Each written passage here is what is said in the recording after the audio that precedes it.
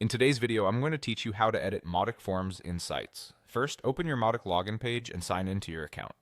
Once you're on the dashboard, look for the main navigation and head to Components. From there, choose Forms. This is where all your forms live, and it's the starting point whether you're tweaking an existing form or setting up a new one. Find the form you want to work on.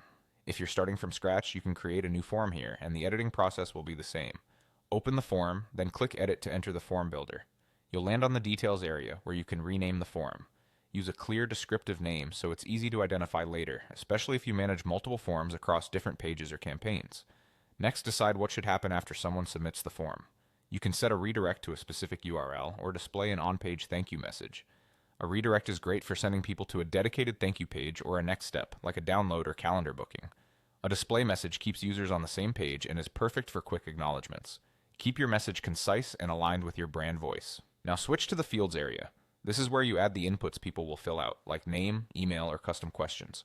When adding a new field, give it a clear label and, if needed, a short help message so users know exactly what to enter.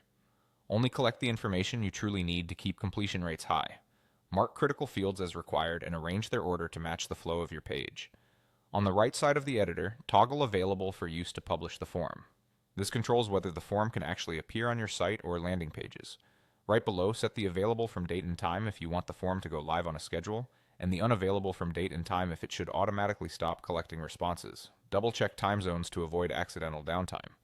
You can also enable theme style so the form inherits styling from your selected theme, helping it visually match your site.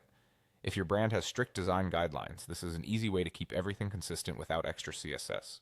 When you're satisfied, click Save and Close. Your changes are now live and ready to use. That's it, quick, clean, and fully controlled within Mautic.